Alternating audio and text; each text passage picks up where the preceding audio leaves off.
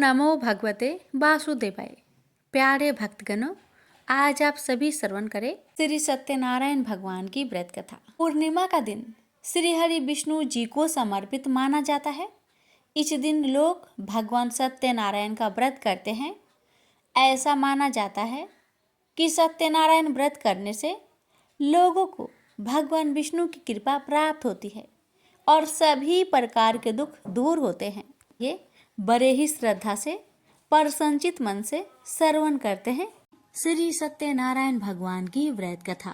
एक समय की बात है, नैमिषारण्य तीर्थ में सौनकादि 88,000 ऋषियों ने श्री सूत जी से पूछा, हे प्रभु, इस कलयुग में वेद विद्या रहित मनुष्य को प्रभु भक्ति किस प्रकार मिल सकती है तथा उनका उद्धार कैसे होगा?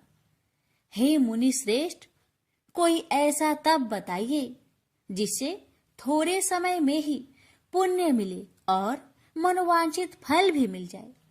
इस प्रकार की कथा सुनने की हम इच्छा रखते हैं। सर्व शास्त्रों के ज्ञाता सूत जी बोले, हे वैष्णवों, मैं पूज्य आप सभी ने प्राणियों के हित की बात पूछी है, इसलिए मैं एक श्रेष्ठ व्रत को आप लोगों को बतलाऊंगा जिसे नारद जी ने लक्ष्मी नारायण जी से पूछा था और लक्ष्मीपति ने मुनि श्रेष्ठ नारद जी से कहा था। आप सब इसे ध्यान से सुनिए। एक समय की बात है, योगीराज नारद जी दूसरों के हित की इच्छा लिए अनेकों लोकों में घूमते हुए मृत्यु लोक में आ पहुंचे। यहाँ उन्होंने अनेक योनियों में जन्मे प्राय सभी मनुष्यों को अपने कर्मों द्वारा अनेकों दुख से पीड़ित देखा। उनका दुख देख नारद जी सोचने लगे कि कैसा यत्न किया जाए इसके करने से निश्चित रूप से मानव के दुखों का अंत हो जाए। इसी विचार पर मनन करते हुए वह विष्णु लोक में गए।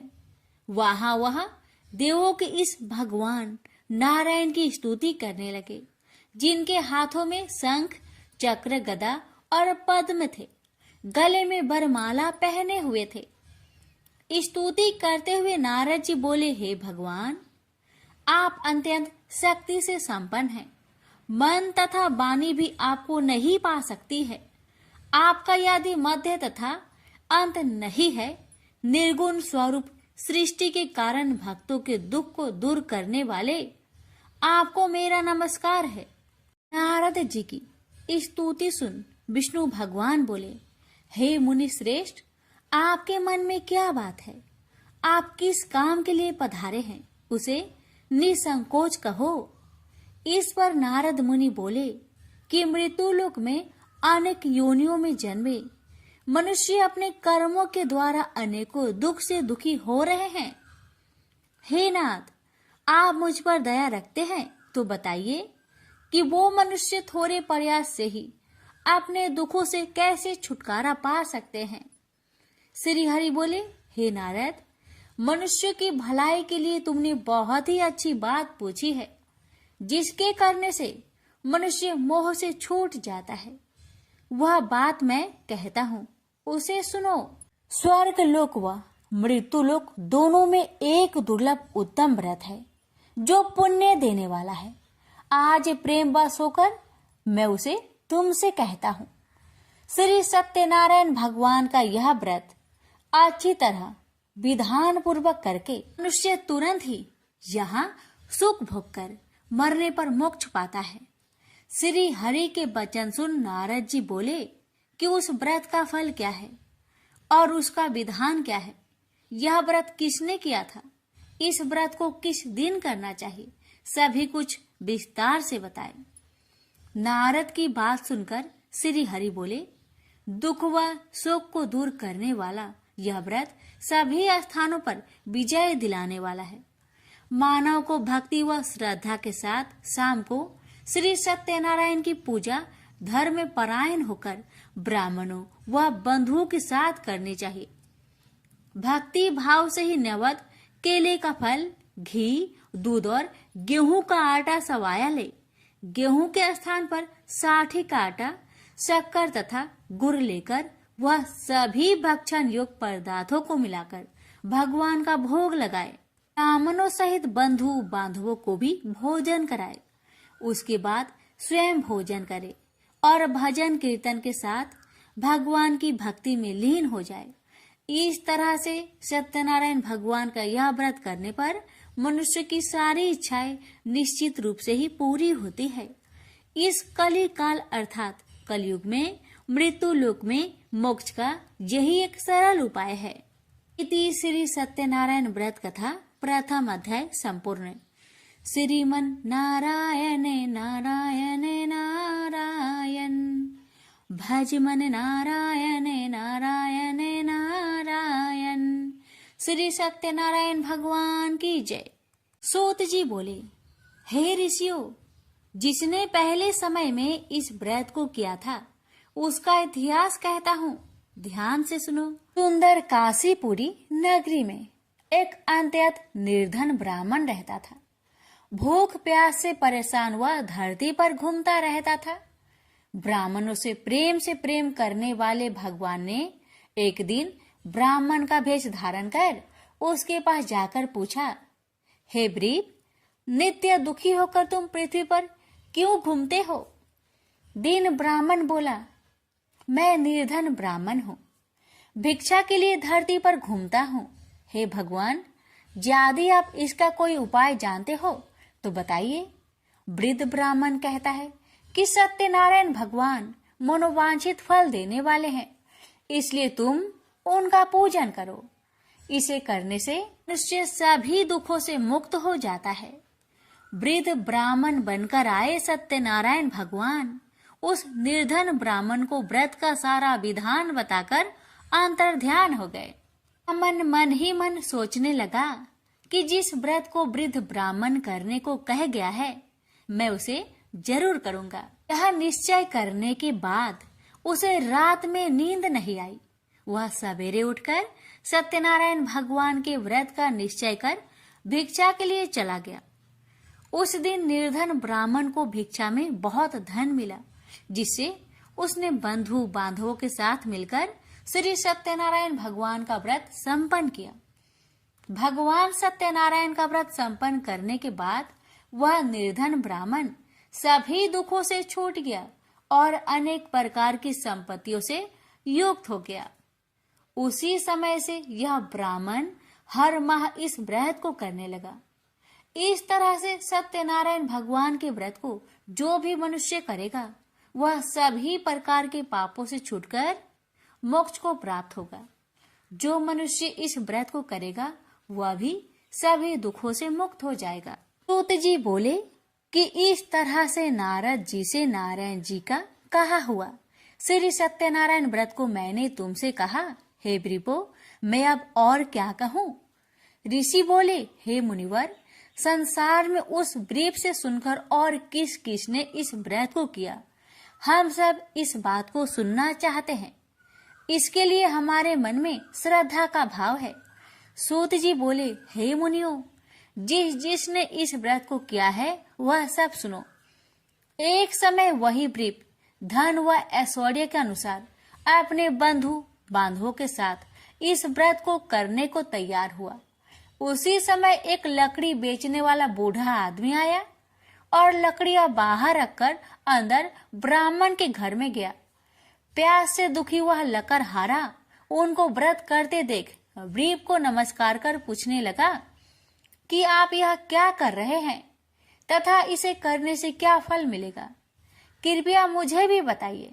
ब्राह्मण ने कहा कि सब मनोकामनाओं को पूरा करने वाला यह सत्यनारायण भगवान का व्रत है। इनकी कृपा से ही मेरे घर में धन्य धान्य आदि की वृद्धि हुई है।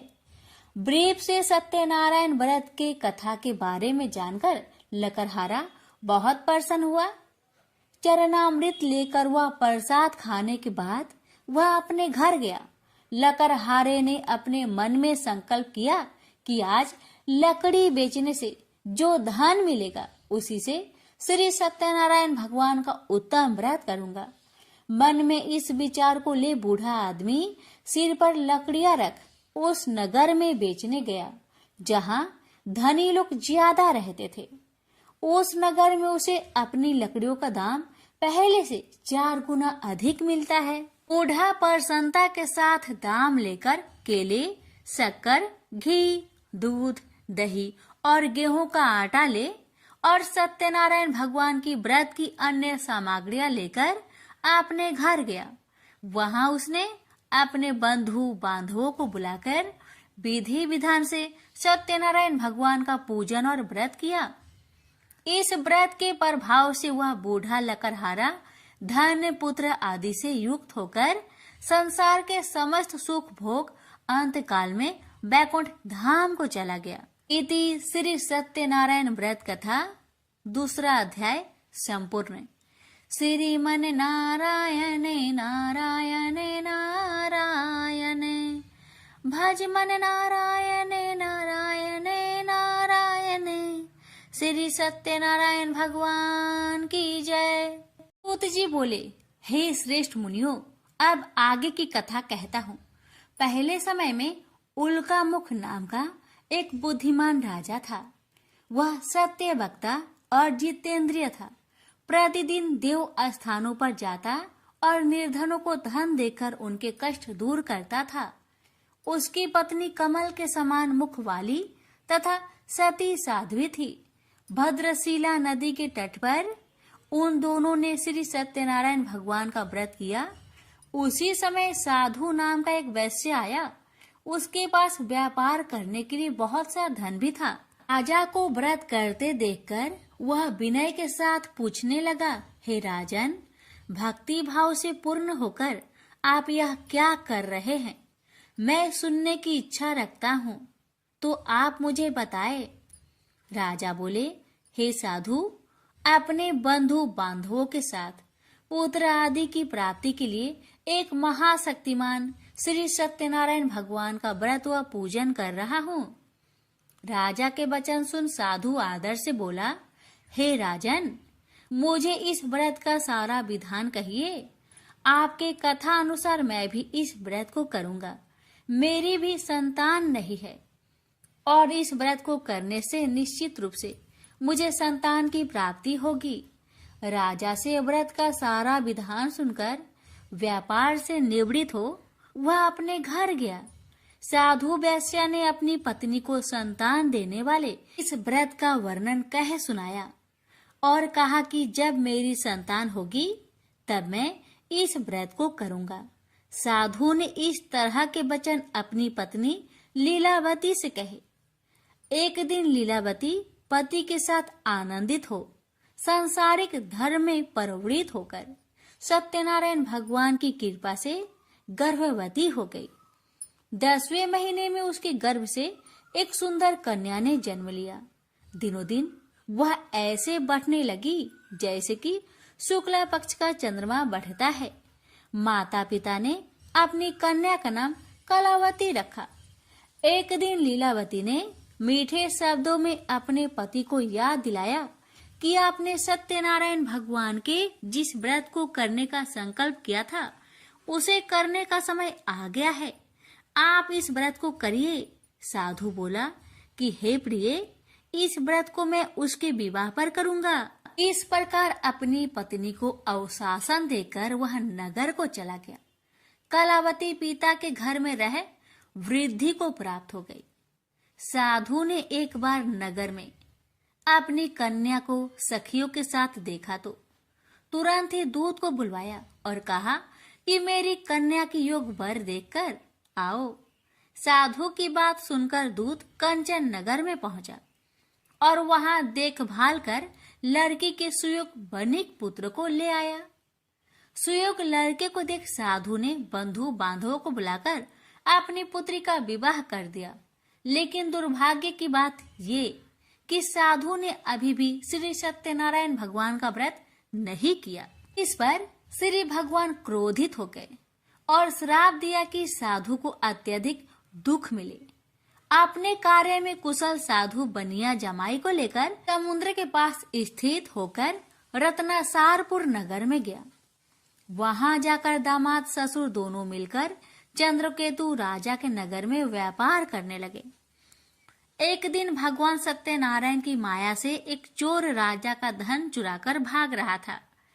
उसने राजा के सिपाहियों को अपना पीछा करते देख चुराया हुआ धन वहां रख दिया जहां साधु अपने जमाई के साथ ठहरा हुआ था। राजा के सिपाहियों ने साधु वैश्य के पास राजा का धन पड़ा देखा तो वह ससुर जमाई दोनों को बांधकर प्रसन्नता से राजा के पास ले गए और कहा कि उन दोनों चोरों को हम पकड़ लाए हैं, आप आगे की कार्रवाई की आज्ञा दे।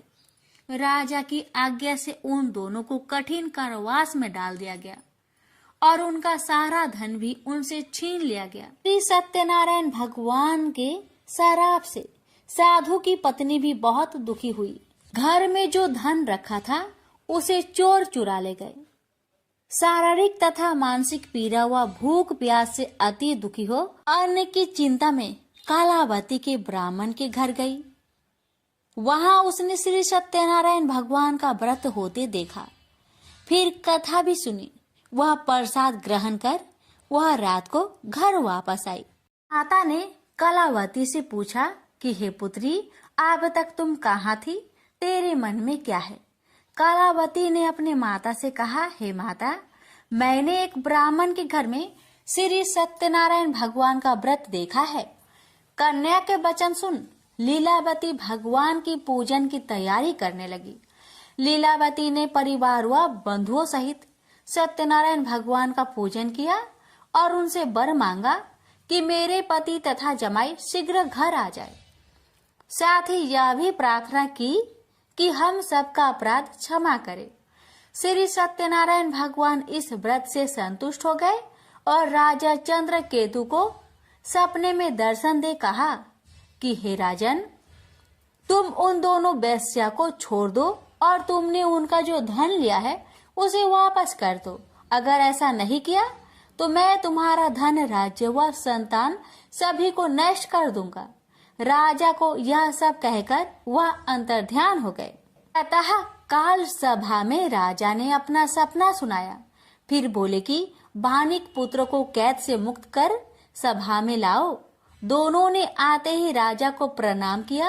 राजा मीठी बानी से बोला, हे महानुभावो, भाग्यवश ऐसा कठिन दुख तुम्हें प्राप्त हुआ है, लेकिन अब तुम्हें कोई भय नहीं है। ऐसा कह राजा ने उन दोनों को नए वस्त्र भूषण भी पहनाए और जितना धन उनका लिया था उससे 2 गुना धन वापस कर दिया। दोनों वेश्या अपने घर को चल दिए। श्री सत्यनारायण व्रत कथा का 3रा अध्याय संपूर्ण। श्रीमन नारायण नारायण नारायण, भज मन नारायण नारायण नारायण। श्री सत्यनारायण भगवान की जय। सूत जी बोली, वैश्या ने मंगलाचार कर अपनी यात्रा आरंभ की और अपने नगर की ओर चल दिया। उसके थोड़ी दूर जाने पर एक दंड वेशधारी श्री सत्यनारायण ने उनसे पूछा, हे साधु, तेरी नाव में क्या है? अभिमानी बानिक हंसता हुआ बोला, हे दंडी, आप क्यों पूछते हो? क्या धन लेने की इच्छा है? मेरी नाव में तो बेल व पत्ते भरे हुए हैं। वैश्या के कठोर वचन सुन भगवान बोले, तुम्हारा वचन सत्य हो। दंडी ऐसे वचन कहे वहां से दूर चले गए। कुछ दूर जाकर समुद्र के किनारे बैठ गए। दंडी के जाने के बाद साधु वैश्या ने नित्य क्रिया के पश्चात नाव को ऊंची उठते देखकर अचंभा माना और नाव में बेल पत्ते आदि देख वह मूर्छित हो जमीन पर गिर पड़ा। मूर्छा खोलने पर वह अत्यंत शोक में डूब गया। तब उसका दामाद बोला कि आप शोक न मनाए, यह दंडी का श्राप है, इसलिए हमें उनकी शरण में जाना चाहिए, तभी हमारी मनोकामना पूरी होगी। दामाद की बात सुनकर वह दंडी के पास पहुंचा और अत्यंत भक्ति भाव नमस्कार करके बोला, मैंने आपसे जो असत्य वचन कहे थे उनके लिए मुझे क्षमा दे। ऐसा कहकर महान शोकातुर हो रोने लगा। दंडी भगवान बोले, हे बानिक पुत्र, मेरी आज्ञा से बार बार तुम्हें दुख प्राप्त हुआ है। तू मेरी पूजा से विमुख हुआ। साधु बोला, हे भगवान, आपकी माया से ब्रह्मा आदि देवता भी आपके रूप को नहीं जानते, तब मैं अज्ञानी कैसे जान सकता हूँ? आप प्रसन्न होइए, अब मैं सामर्थ्य के अनुसार आपकी पूजा करूंगा। मेरी रक्षा करो और पहले के समान नौका में धन भर दो।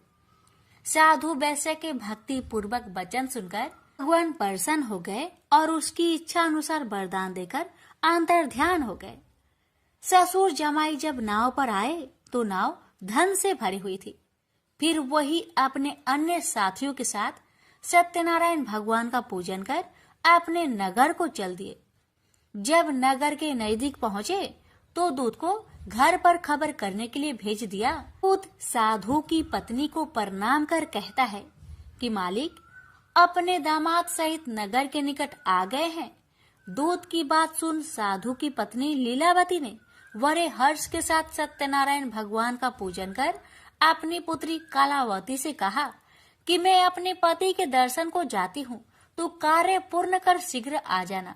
माता के ऐसे वचन सुन कलावती जल्दी में प्रसाद छोड़ अपने पति के पास चली गई। प्रसाद की अवज्ञा के कारण श्री सत्यनारायण भगवान रुष्ट हो गए और नाव सहित उसके पति को पानी में डुबो दिए।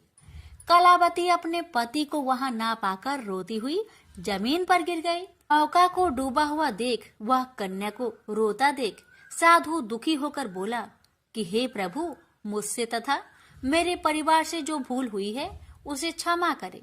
साधु के दीन वचन सुनकर श्री सत्यनारायण भगवान प्रसन्न हो गए और आकाशवाणी हुई, हे साधु, तेरी कन्या मेरे प्रसाद को छोड़कर आई है, इसलिए उसका पति अदृश्य हो गया है। यदि वह घर जाकर प्रसाद खाकर लौटती है तो इसे उसका पति अवश्य मिलेगा। ऐसी आकाशवाणी सुन कलावती घर पहुंचकर प्रसाद खाती है और फिर आकर अपने पति के दर्शन करती है। उसके बाद साधु अपने बंधु बांधवों सहित श्री सत्यनारायण भगवान का विधि विधान से पूजन करता है। इस लोक का सुख भोग वह अंत में स्वर्ग जाता है। इति श्री सत्यनारायण व्रत कथा चतुर्थ अध्याय संपूर्ण। श्रीमन नारायणे नारायणे नारायणे भज मन नारायणे नारायणे नारायण। श्री सत्यनारायण भगवान की जय। श्री सूत जी बोले, हे ऋषियों, मैं और भी एक कथा सुनाता हूँ, उसे भी ध्यान पूर्वक सुनो। प्रजा पालन में लीन तुंगध्वज नाम का एक राजा था। उसने भी भगवान का प्रसाद त्याग कर बहुत ही दुख प्राप्त किया। एक बार वन में जाकर वन्य पशुओं को मारकर वह बर के पेड़ के नीचे आया। वहां उसने ग्वालों को भक्ति भाव से अपने बंधुओं सहित सत्यनारायण भगवान का पूजन करते देखा। अभिमानवश राजा ने उन्हें देखकर भी पूजा स्थान में नहीं गया, न ही उसने भगवान को नमस्कार किया। ग्वालों ने राजा को प्रसाद दिया, लेकिन उसने वह प्रसाद नहीं खाया और प्रसाद को वही छोड़कर वह अपने नगर को चला गया। जब वह नगर में पहुंचा तो वहां सब कुछ तहस नहस हुआ पाया, तो वह शीघ्र ही समझ गया कि यह सब भगवान ने ही किया है। वह दोबारा ग्वालों के पास पहुंचा और विधि पूर्वक पूजा कर प्रसाद खाया, तो श्री सत्यनारायण भगवान की कृपा से सब कुछ पहले जैसा हो गया। दीर्घ काल तक सुख भोगने के बाद मरोना उपरांत उसे स्वर्ग लोक की प्राप्ति हुई। तो मनुष्य परम दुर्लभ इस व्रत को करेगा तो भगवान सत्यनारायण की अनुकंपा से उसे धन्य धान्य की प्राप्ति होगी। निर्धन धनी हो जाता है और भय मुक्त हो जीवन जीता है। संतानहीन मनुष्य को संतान सुख मिलता है और सारे मनोरथ पूर्ण होने पर मानव अंत काल में वैकुंठ धाम को जाता है। सूत जी बोले, जिन्होंने पहले इस व्रत को किया है, अब उनके दूसरे जन्म की कथा कहता हूँ। वृद्ध संतानंद ब्राह्मण ने सुदामा का जन्म लेकर मोक्ष की प्राप्ति की। लकरहारे ने अगले जन्म में निषाद बनकर मोक्ष प्राप्त किया। उल्कामुख नाम का राजा दशरथ होकर बैकुंठ को गए। साधु नाम के वैश्य ने मोरध्वज बनकर अपने पुत्र को आरे से चीरकर मोक्ष पाया। महाराज तुंगध्वज ने स्वयंभू होकर भगवान में भक्ति युक्त हो कर्म कर मोक्ष पाया। श्री सत्यनारायण व्रत कथा का पंचम अध्याय संपूर्ण हुआ। श्रीमन नारायण नारायण नारायण, भज मन नारायण नारायण नारायण। श्री सत्यनारायण भगवान की जय।